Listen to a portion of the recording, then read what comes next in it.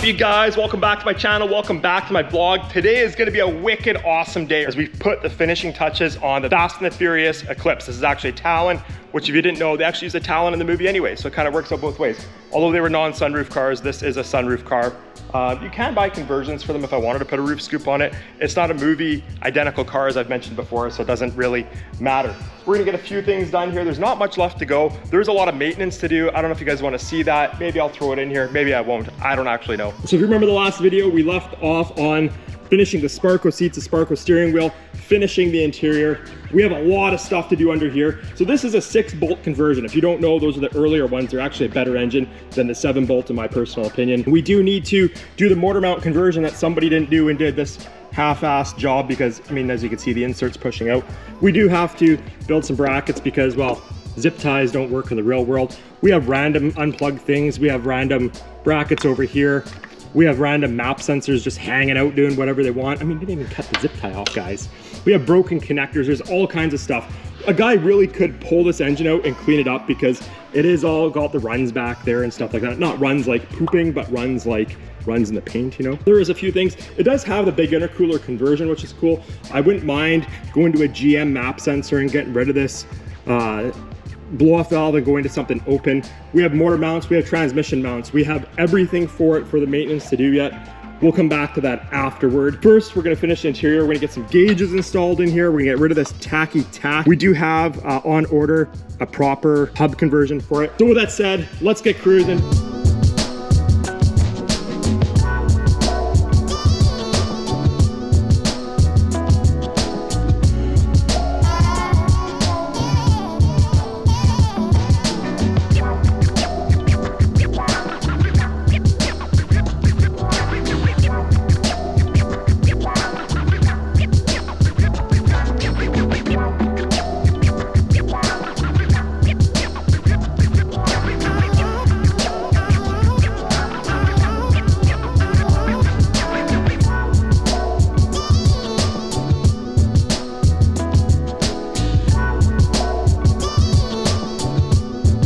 All right, guys, it's another day. It's actually a rainy day today, but it's a good day today. And let me tell you why it's a good day today. My boy Dean got the hood all fixed up, looking shiny and glossy. Let's talk about Vivid Racing for a second here. We're not even to the point anymore where we count in weeks as to how long it has taken them to get me this carbon fiber hood for this Eclipse. You know, I'm a patient guy, and I try really hard to be patient, especially with businesses because I own a couple businesses. But let me tell you about something. When the customer service is lacking, that's a problem for me. I ordered this hood going on 5 months ago, and Jeff there barely replies to me. And if he does, he doesn't even touch on the issue of the hood not being here. I paid for the hood in full, and we're not talking a few $100s, we're talking a few $1,000s. It's a significant amount of money. And this car has been on hold because of the hood. Our seasons are very short here, and all I want to do is drive this car, and I can't because I've been waiting for this hood. So that's why I just painted the stock hood black. And in all fairness, a lot of the cars don't have carbon fiber hoods anyways. And then the Fast and the Furious, it didn't have a carbon fiber hood. If you think about it, these cars were made from 95 to 99. That movie was made in 01. These were fairly new cars. And in 01, there wasn't a lot of carbon fiber. It definitely wasn't a carbon fiber hood. So anyway, we're gonna get it mounted on here. Finish my Rant now because I get a little butt hurt every time I get, it's $1,000 to paint that hood, $1,000. And I should have had a hood already. I should be driving this car. But you know what, I digress. We're just gonna move on from it. We're gonna get this hood installed. Life's gonna be good.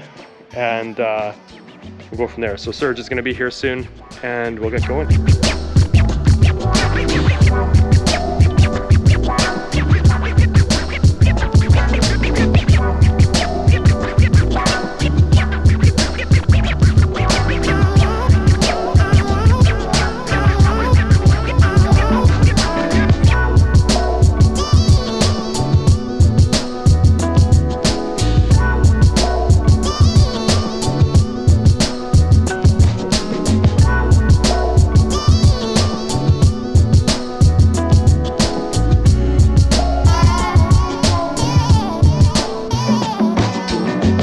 battery's almost dead, and she's not running too amazing because it's running on 5-year-old gas. And well, it's got no map sensor in it for whatever reason.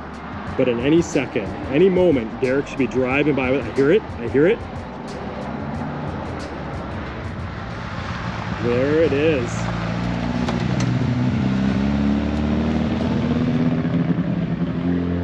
Oh, she's running rich, holy smokes. Oh, definitely looks good. Just gotta get it running right. Oh man, it's so rich, there's so much black smoke, holy crap. It's literally rolling coal. I've never seen a gas car burn that much. I'm gonna guess that the map sensor not being hooked up at all is probably a contributing factor to the fact it's overfueling and overcompensating lots. All right, let's keep cruising here, see what else we can find. A few moments later. Ugh, reason like 4,536 that you don't buy a cheap Mitsubishi Eclipse 4G 6.3 turbo. You hear it? Let me show you. Do you see the smoke, the black smoke coming out? Well, to start with, to get this thing running better, we did have a massive vacuum leak here, so we did plug that off. But we do have, see down there, that big crack? A bunch of unmetered air getting in there. So unmetered air is the air difference between the mass airflow sensors picking up and what's actually there. If you listen close, hear that ticking? We've got a huge exhaust leak down there, so we're going to change this exhaust manifold gasket too. And see if we can get a little happier, because it's not happy. All right, so there you can see our exhaust leak and how major it was. We actually had one on the turbo too. Serge already wiped the carbon off of it, but it's a thick gasket, just a hunk of steel. Yeah, exhaust leak there. So between those two exhaust leaks, and looking at this over here, we just put some JB Weld on that for the time being, but you can see the exhaust all down there, exhaust leak over here. That's going to throw off the air fuel ratio for sure. That's without considering the vacuum leak also there. So should run considerably better, probably not perfect, but better. Well guys, I just took her on her first maiden voyage to the shop here. We're going to keep her stored here for a little while. There is some stuff to still finish up. We still got to finish up silly things like the cooling fan. There's some suspension stuff that needs to be dealt with. Things like that. But overall, considering we just pulled this out of the bush, I think it looks fantastic. We're gonna get the Integra in here next. I know you don't believe it, but we're gonna try and cram them both in here and see how that happens. I may have to move this car over a little bit. There's still many feet. We're gonna move that right now. My plan was originally, I was gonna nose this car in, have the driver door facing this way. I was gonna back the other car in here, and then the driver door would be facing there.